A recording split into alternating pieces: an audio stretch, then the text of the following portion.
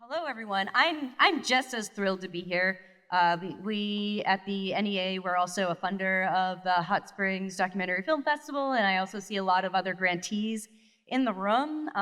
So it's just really exciting to see how much is happening in this region for film, and this is just such an incredible opportunity for us to be here as funders. So I'm going to ask for all the panelists to come on up stage, and we will start by doing some self-introductions and things like that. But while our lovely panelists are getting settled, how many of you have applied for funding before and done applications? All right.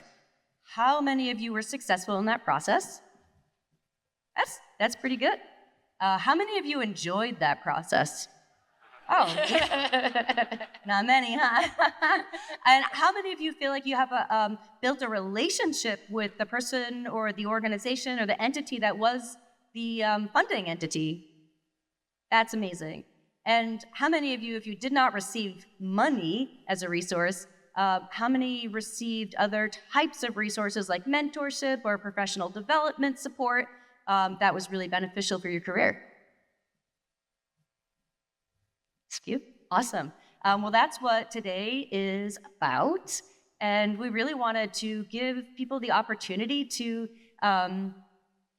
hear more from funders.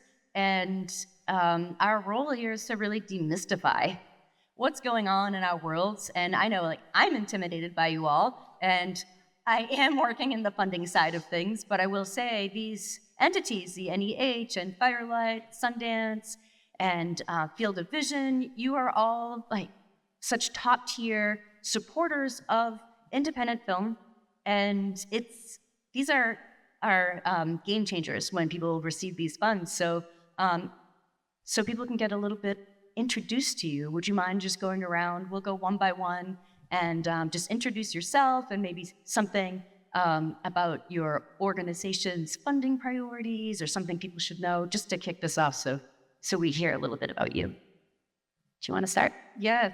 Hi, everyone. I'm Weenta Girmay. I am the coordinator of regional initiatives at Firelight Media. Firelight Media supports the creation, distribution, and impact of documentary media by and about communities of color. We know that media often harms communities of color the most, so our priority is to support filmmakers of color to really tell their own stories from their own point of view. We do this through a whole host of artist programs, which you can see on our website. We support filmmakers from early to mid-career, and my title as Regional Initiatives Coordinator means that I specifically support filmmakers that live outside of New York or California, hence being here to see and meet all of you, because we really believe that filmmakers should be able to create work where they live rather than relocating to the coast. Yeah, hi everybody. My name is Sara Glassberg. I am a coordinator with the Sundance Institute Documentary Fund. The documentary film program is one of Sundance's oldest existing artist programs. And the fund, we hold one open call per year for our general fund, and then 2 open calls per year for our sandbox fund, which is specifically for filmmakers working at the intersection of culture and science. And our funding priorities are to uplift the voices and stories of communities that have been traditionally marginalized, so BIPOC filmmakers, LGBTQ+ filmmakers, and artists with disabilities. We also have a priority to support filmmakers from areas or regions where there isn't a robust infrastructure for independent film, and that goes for nationally and internationally. The South, the American South, is one of our priority areas. And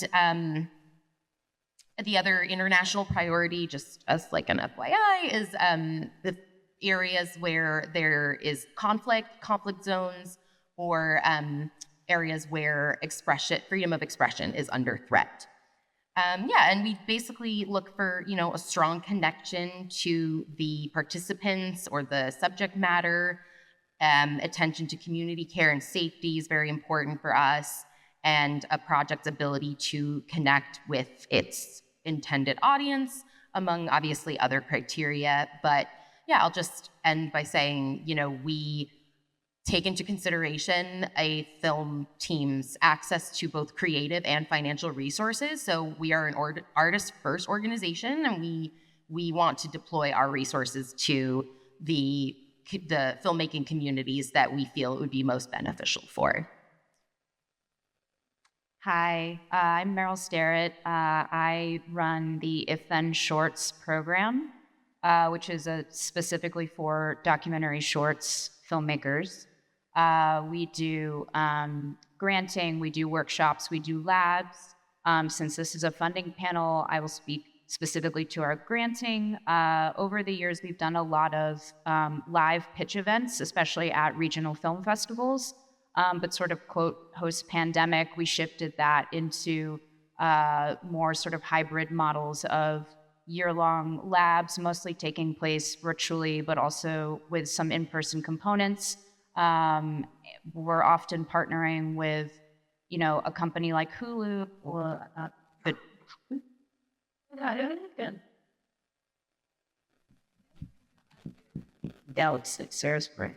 Sorry. Or a nonprofit like the Redford Center, who has sort of an environmental focus. Our last Hulu lab was for queer filmmakers making queer short documentaries.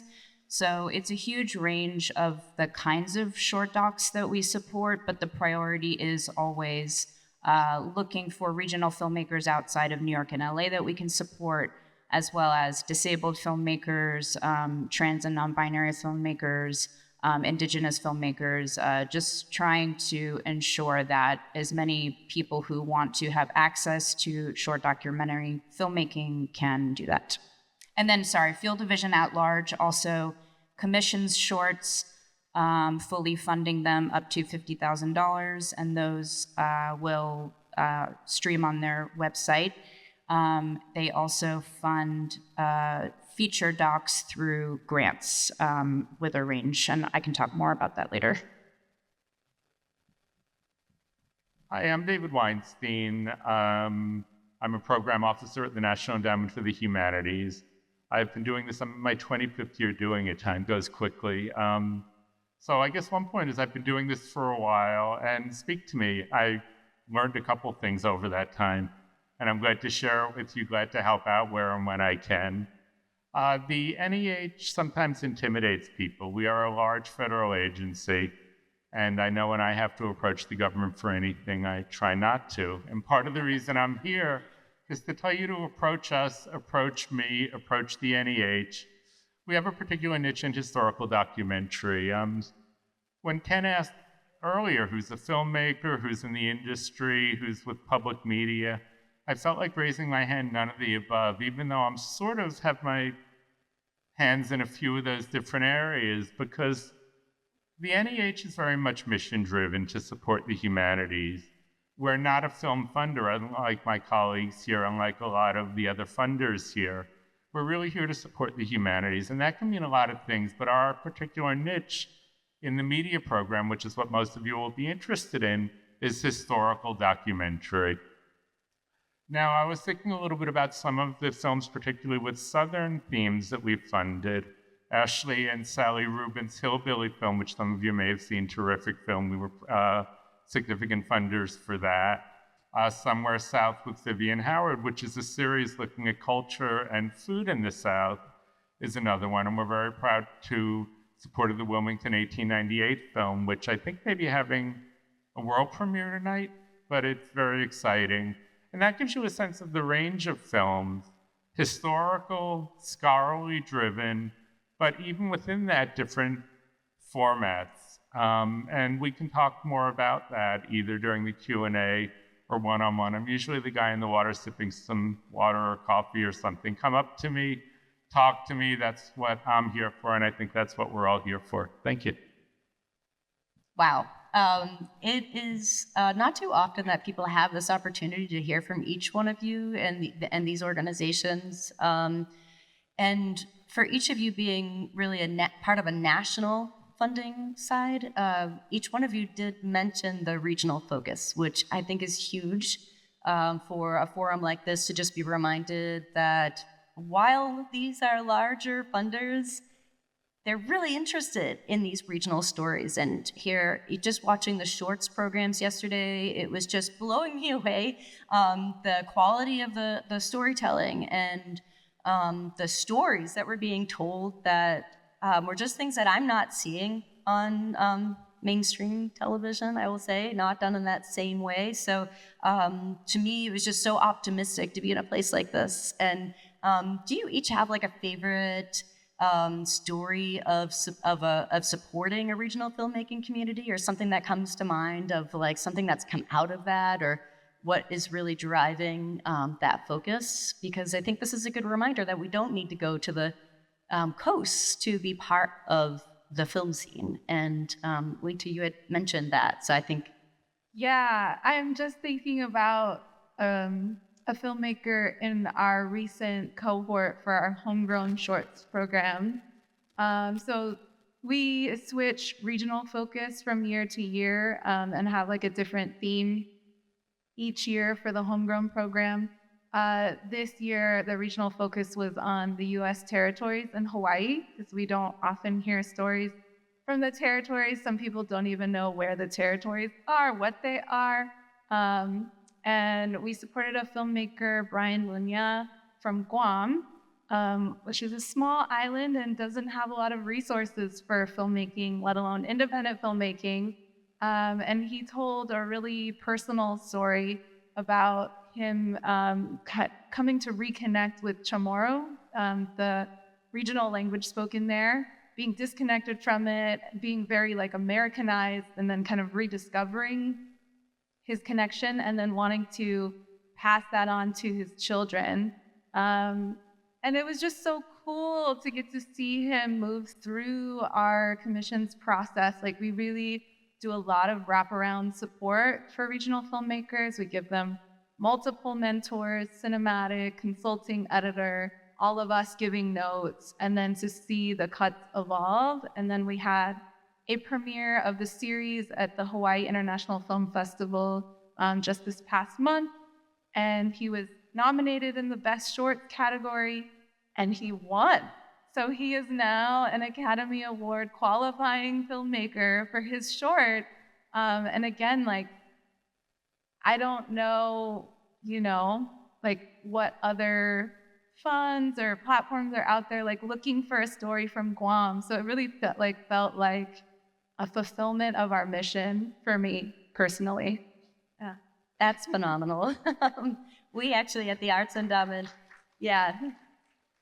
like, way to go on the outreach also, and getting people inspired and excited to apply. And so that's where it all really starts. We at the Arts Endowment, we just had our first review panelist from Guam, and it was so great to just have that in there, because I feel like that's opening the door for us as funders to start working with communities that we really hadn't had relationships with before. So I'm so excited to also learn more about this filmmaker. So thanks for sharing that.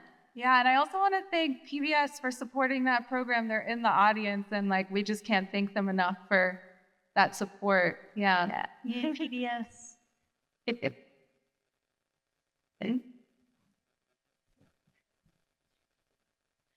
In the spirit of sharing. I don't know if someone can figure out why my mic's not working. That would be great.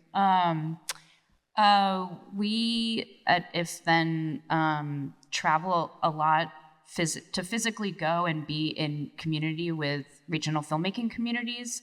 And last year, we went to Austin Film Society has an event called Doc Days, where they were supporting some filmmakers that we came and gave feedback to, and we met this filmmaker named Aisha, who's actually a Kurj filmmaker, and she showed us this cut of this short, and she was like, I don't know, where do you think I could premiere it? And we were like, literally anywhere. This is incredible. It was a short about a young woman, Kurj woman, who does long-haul truck driving to pay for her medical degree at Columbia. So she would drive Amazon trucks like on the weekends and then go to medical school. And so because we physically went to Austin and met her through her support at Austin Film Society, we were able to give her finishing funds for her short and connect her with POV, and it's actually a part of this upcoming POV season. And if Aisha hadn't, reached out to Austin Film Society and worked with them, we never would have come across it. And now the whole country gets to see it on PBS, so I'm really excited about that. You should check it out. It's called Golden Moon. But that's been we get foundation funding to help us cover our travel, because a lot of regional film orgs also can't always afford to fly us out, and so we're always trying to find ways to get out to different parts of the country and connect with people in person and hear about their work. So yeah, for us too, we are a national funder, and in some ways it gets into the distribution question that I'd like to share about briefly, as far as how we expect NEH-funded films to be distributed, and then I'll sort of circle back. Most projects that we fund are distributed through PBS, either the strands, including World, Independent Lens, frequently working through the Diversity Consortia as partners, LPB, I know is here, CAM. In addition to that, but we are looking as a national funder for some sort of national distribution, PBS Digital Studios. At the same time, sometimes for one reason or another, PBS is not the best fit for a film, and there are certainly cases of partnership, for example, for festival runs, and then eventually through streaming for films that we have supported. But what I think I'm getting to, and what I've heard from my colleagues, is that partnerships are really important, even getting back to the question about funding maybe regional films or funding films for more niche audiences. We absolutely do, we absolutely will, but in many cases, those are the products of partnerships with organizations that can really reach those communities and get the film out there to those communities on more of a national level, and for a project that really is of national interest, even if it's a regional subject, the way a few of the films that I mentioned are. Yeah, I'll just quickly piggyback off of something that Merrill mentioned, which is, we on the documentary film program team travel as much as possible. And in fact, my fellow coordinator at the fund was just at New Orleans Film Festival, and they've been attending that for the last couple of years. And before that, we had other representatives go. They met there, a filmmaker, and the relationship just kind of continued, and they submitted a project. And I should add too, I've only been in this role for a year and a half, so it kind of feels like a longer time than that, and also kind of feels like not as long as that. But just to say, I wasn't really a part of that particular relationship at its inception. But this past funding cycle, we funded her film. Her name was Rosita Cox, and I met her at the Southern Documentary convening that I went to in June, and I was really excited to go to that. I did a presentation there. I lived in Atlanta for a few years. And so, yeah, we are, I think a big part of this panel is to say, please approach us. We're all people, but we all also really care deeply about this work and want to form these relationships, want to meet you at these events. And yeah, her film Basketball Heaven, like I said, we just funded it in development, and again, no context really going into that funding cycle where we selected her film. But getting to meet her and just kind of put faces to names for me is very gratifying and very important. So, yeah, this is such a great reminder about just the role that each one of you in the funding side and each one of the nonprofit organizations and public broadcasters, each role that these types of organizations and networks and collectives all play in this larger ecosystem, and you're all playing a role within this $192 billion film industry. While, this might not be Hollywood, it's all all the pieces of what makes it what it is, because you're funding projects that are getting qualified for the Academy Awards, and eventually these are the talents that will be coming up through the pipeline. But you don't need to be working in Hollywood to make a career doing that or have that be what you do. And you're all investing so much in that, and I hope that this is motivating for all of you to feel like, how do I apply to one of these funds? So instead of having everyone do a slideshow that could just, of things that you could just find on their website, we thought it might be useful to give a little time to things that people might not find on your website. So while we have you all here, what might that be? What are the tricky things that people encounter? What are some tips you might have to offer? Where do we start? I'll start. So, although I help coordinate our regional programs, a lot of filmmakers will first come to us applying to our documentary lab. That's our flagship program, the longest running program. It's an 18-month fellowship, provides funding and support for you to develop your work. And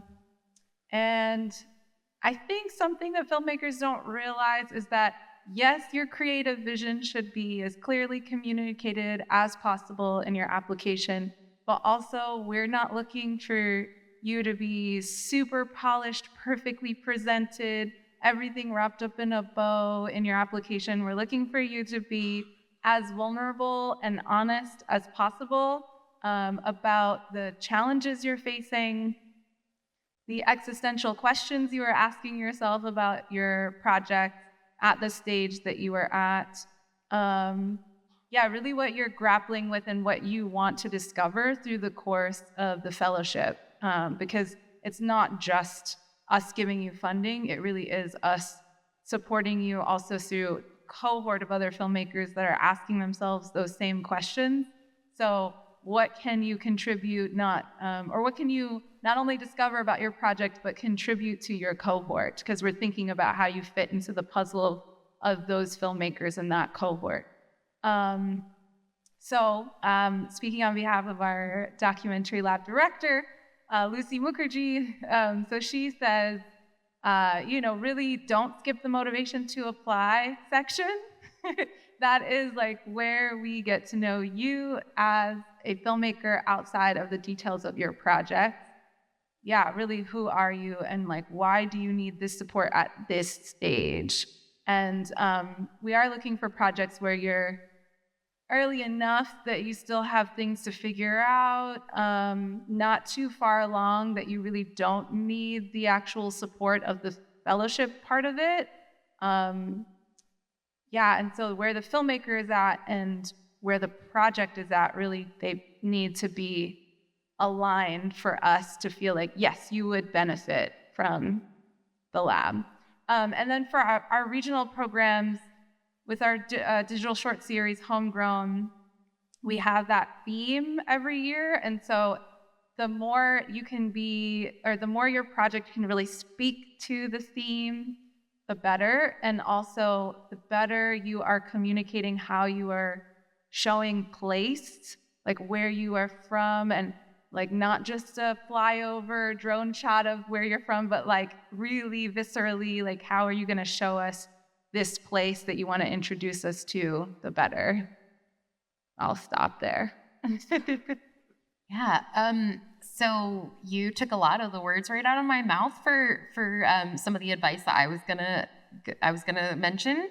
I literally, my first note was to mention that we don't care if a proposal is like super well written. Like, we want simplicity, we want clarity. We are just looking for, what is the vision for the finished film.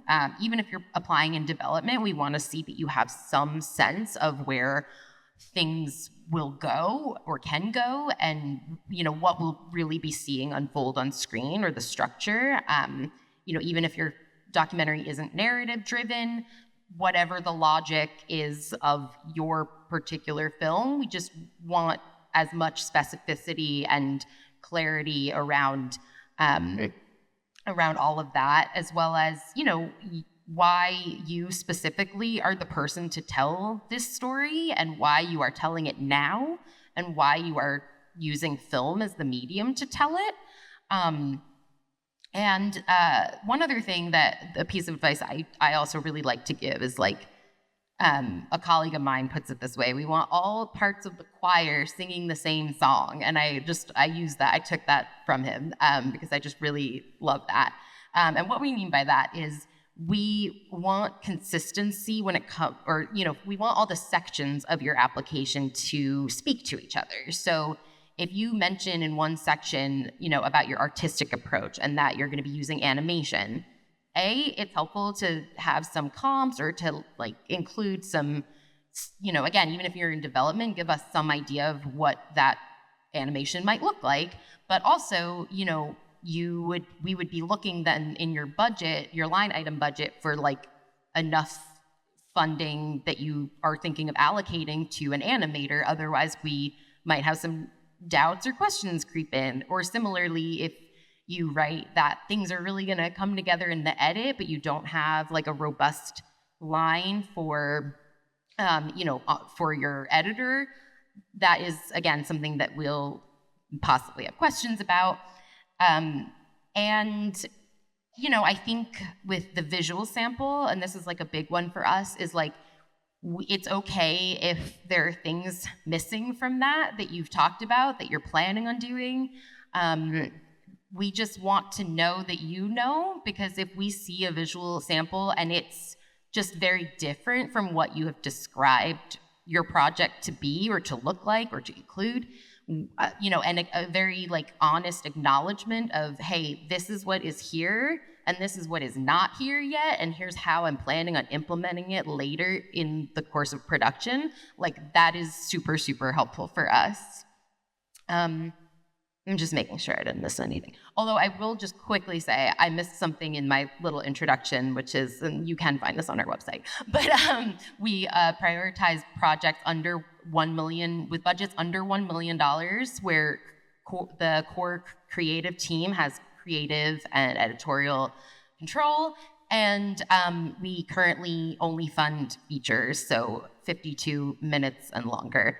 Again, that is on our website, but I forgot to mention it earlier, so I'm going to stop talking now. I appreciate Sarah's note of,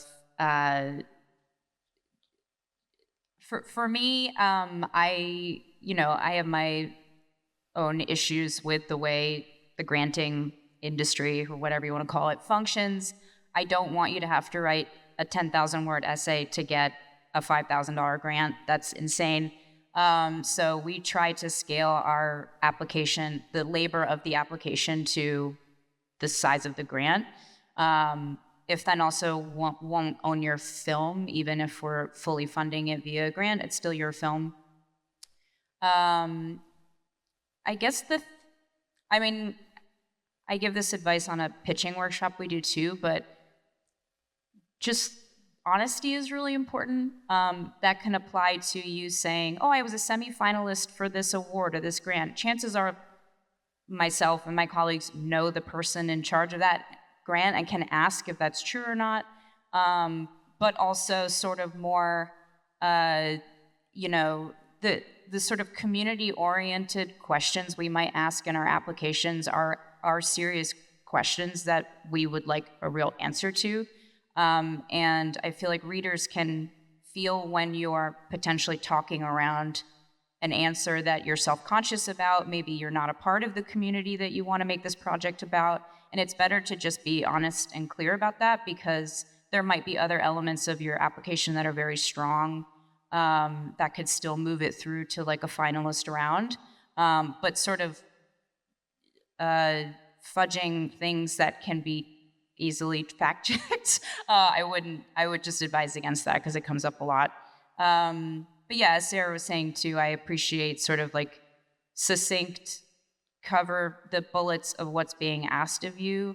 I would rather read that than sort of what the granting cycle has trained people to do, which is like the more words, the better.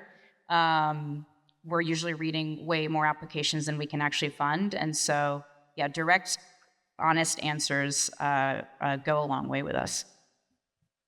Yeah, I'm going to probably echo a lot of what my colleagues have said here. I jotted down 4 real quick points response to Jack's question. The first is we have a ton of resources online, including samples of previous proposals, webinars that we've conducted, that we've archived. So check that out before contacting us formally. You see me with a cup of coffee today, that's fine. I don't expect you to have done your NEH homework. Although I did bring some flyers and I put them in the back. But a lot of times people will contact me, and maybe my colleagues have had this experience also, without really even doing some basic research about what the fund is for. And that can sometimes be a little bit awkward in an initial conversation. Another suggestion is that you can volunteer to serve as a peer review panelist. All applications are reviewed by peers, a combination of humanities scholars, frequently historians, depending on the subject, and filmmakers. And it's a terrific way. I know some of you in this room have served as panelists. It's work, but it's a great way to sort of learn what's going on in the field, historical documentary in particular, what other people are doing, and a sense of how the NEH makes its decisions. If you're interested in serving as a peer review panelist, let me know. I'll put you in the pool, and if a panel comes up that it looks like it'll be a good fit for you, I'll call you. A couple of other tips that you might not know. We review drafts of application. We ask that they be sent 5 weeks before the deadline. And it gets back to what some of you may have heard from my colleagues, that the draft is really for you, and it's best if it's a conversation versus a pitch. And what I mean by that is I'm reviewing it to try to give you advice about how to best navigate the NEH system, or even whether or not it's likely to be competitive. And sometimes I'll give some suggestions. I'll very rarely say, don't apply, there's no way you're going to get funding. What I will say is, for these 5 reasons it might be difficult, or I might say you might want to change A, B, and C. And then the response will be, no, you're wrong, David. This is really what the film is, and this is how it's going to be, and you're misunderstanding. So I'll try another approach. No. And it feels like a pitch versus a conversation, and that's okay, but I'm really here to serve you, especially at that stage. I work for the NEH, which is why I qualified, especially at that stage. But I'm really here to help you, and transparency, getting to, I think, a point that Sara said is really best at this stage, because it can help me put together the advice that you need to put forth a strong application. At some conferences, I went to Hot Docs a few months ago, I was a, quote, decision maker, which I thought was ironic, because I'm not really making the decisions at the NEH. The panelists that I mentioned are giving recommendations. There are other entities within the NEH along the way, and the chair of the NEH, by law, makes the decisions. I'm sort of a facilitator of the process, and you can use me for that. I think those are my main sort of tips that might not be readily apparent for now.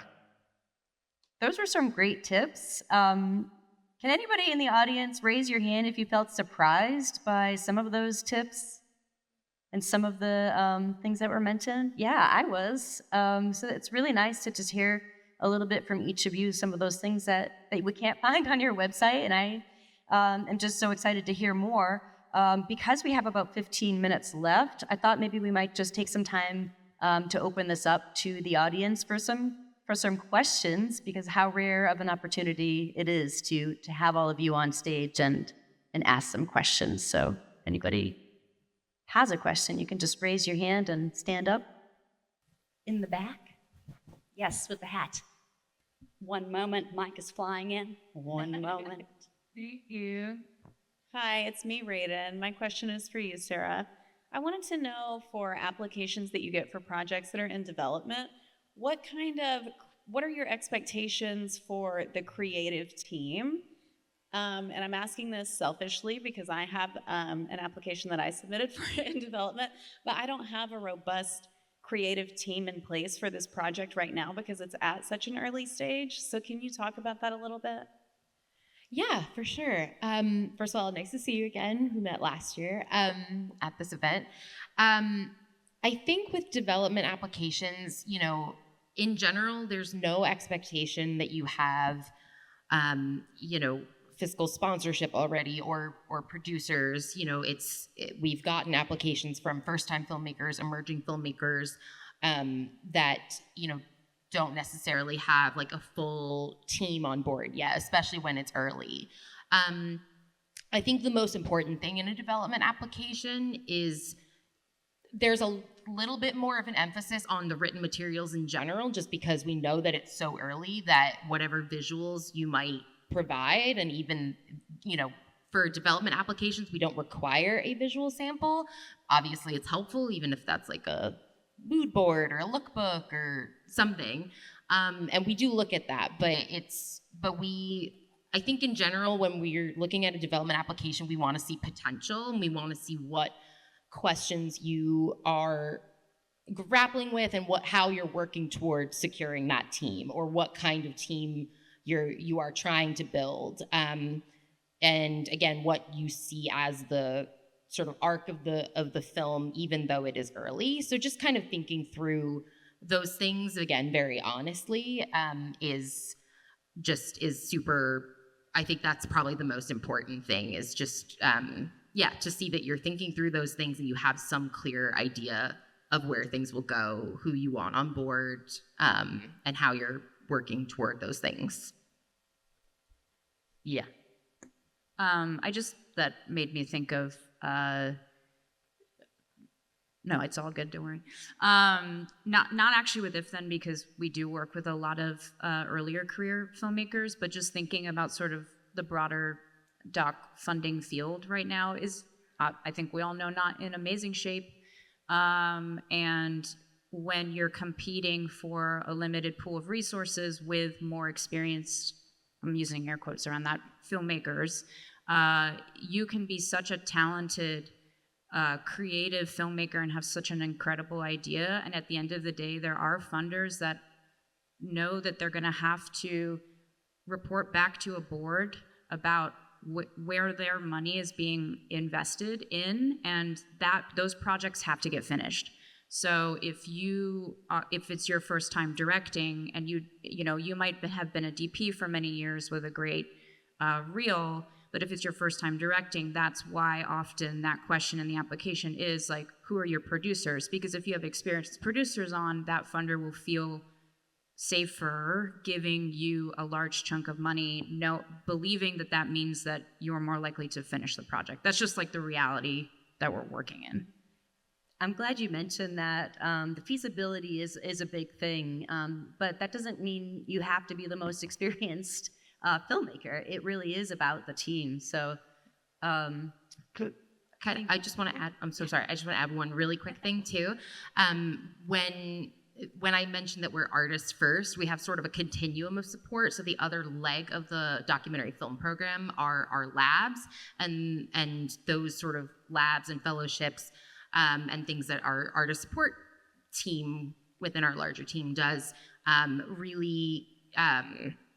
When it is after you've received a grant from us, like those creative resources are unlocked. And so we actually just recently implemented a process of crew recommendations. So we have a very thorough formal process now, where if a team is looking for an editor, if a team is looking for a producer, consulting editor, consulting producer, whatever, we have a system for that now, and we will draw upon our Sundance community to, recommend folks and connect you to folks that can fill out your team if you're granted. So amazing. Lots of hands. Stand by one moment. So since we're talking about funding, at what point in the development of a project would you guys prefer for someone to approach you? And this might be different for different programs or different situations, but just generally, whether you've come up with a really good idea, or maybe you're already a little bit into production, you have some scenes that maybe you've even cut a little bit of a documentary. How developed of a project are you wanting to come to you? At what point should we say, oh, I need to approach a funder, I need to approach a distributor, I need to bring someone else into this project? At what point do you go, oh, this should no longer just be me trying to make this? I'll just very quickly respond. We like to see that you've secured characters. I think that's one of the important things with a development application. If you are saying it's going to be 3 storylines we're interweaving and we only have 2 of them so far, again, it's not necessarily ineligible, but we really want to see that like you have secured your participants and again, have a plan in place to work with those people. And if you don't have those things yet and you have more of a topic than a story, then we would probably feel that it's a little too early.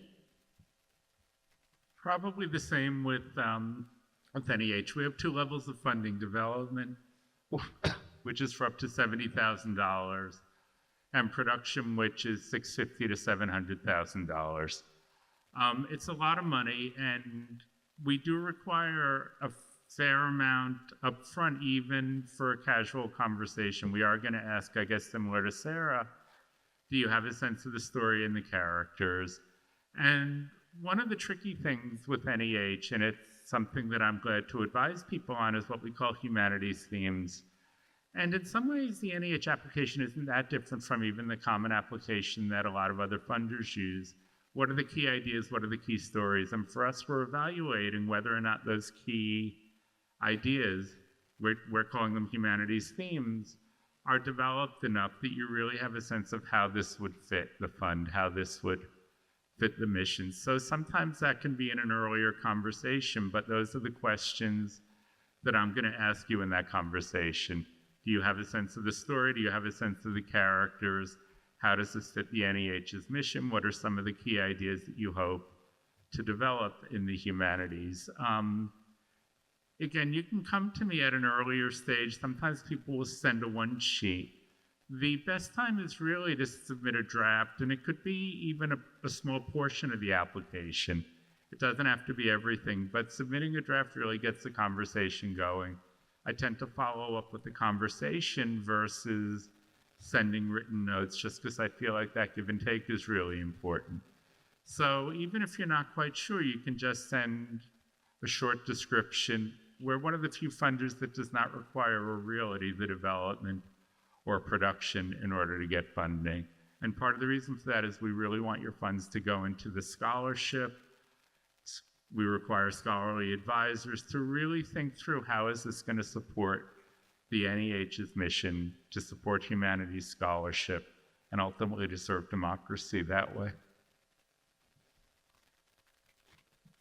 Got a question right here coming for you. Hi, I'm really excited about the workshops or the fellowships, and that seems to be something that's evolved throughout time, that things have moved from just being grant awards to really including mentorship and including development.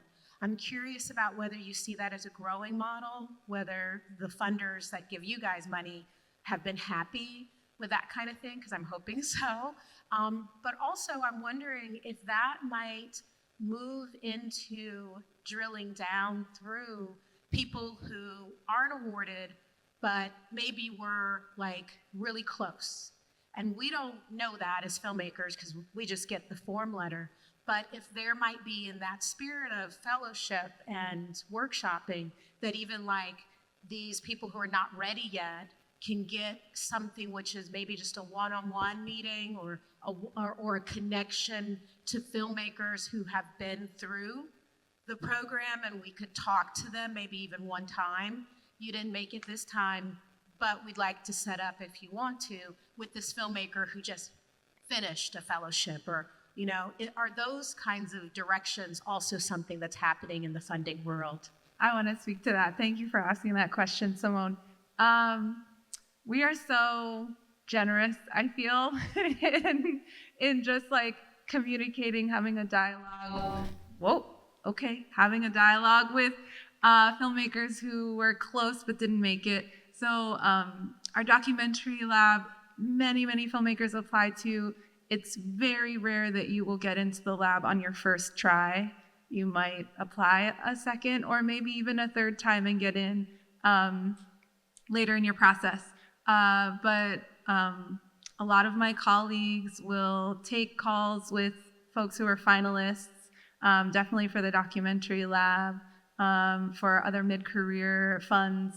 And so we'll provide feedback on, this was really strong, but you could improve here. And we also do info calls for filmmakers who are interested in a fund, think they might be the right fit, but have more questions. So like you have done some of that beginner's homework, but you want to know more.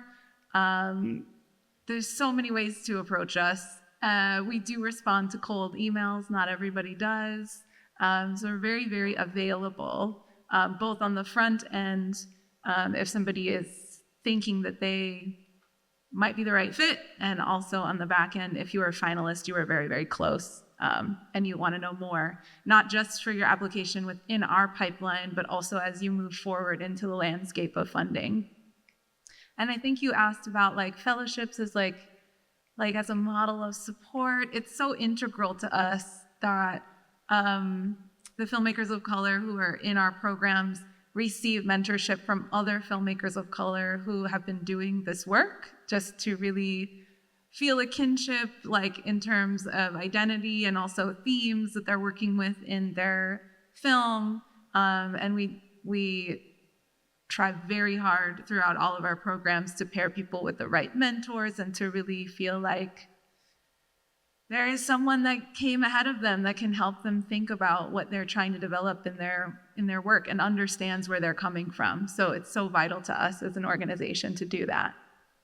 And that's so wonderful. And I just want to build on that because I think we really are emphasizing the relationship building component and the regional component. At the NEA, we also have an initiative that we currently do with Bayback Media, and it's called the Independent Film and Media Arts Initiative. And through that, we have quarterly meetings, and it's really focused on knowledge sharing. And it's also a group that anyone can join. It's free.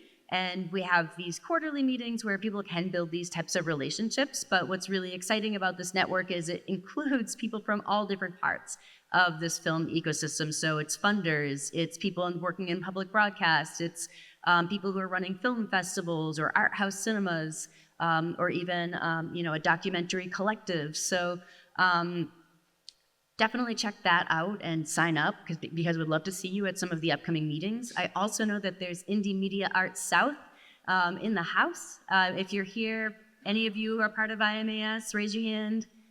There's a couple back there.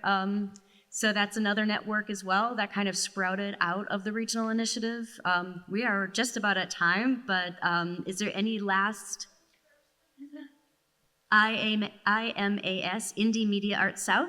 And then the other one is the Independent Film and Media Arts Initiative through the NEA and Bayback Media, which we first kicked off with Sundance Institute as the inaugural partner. So we really are a tight-knit group in this field. And even if someone doesn't receive funding, it is always nice to know that we might know someone else who could open a door for you, or we might know the right fund or set you up with a mentor. So any last words as we have... Is this going up or down? That's going up Can now. I add to my last word of what you just said? This is also a note I make in our pitch workshop that we do. Most of the people that are emailing you to say, we're so sorry we can't give you a grant right now, are these people who work at nonprofits. And I'm currently all of If Then. I have a part-time coordinator. So if I'm not able to get on the phone and explain why we weren't able to give you a grant, it's purely like a manpower hours, whatever. But don't try not to view the people who are communicating with you as someone blocking you from an opportunity. The more you can kind of be gracious with those people, you're probably going to want to go back to them again later for other projects. And I mean, I agree, we can only fund so many shorts, and then people come to us for potential projects, and we're always sending out ideas. So Yeah, try not to work. Gatekeepers aren't all bad, I guess is my closing I love note. that as a closing message. So thank you all for your kindness and generosity and the work that you do. And you all do it for everyone here. So thank you all for the work that you do and for being here.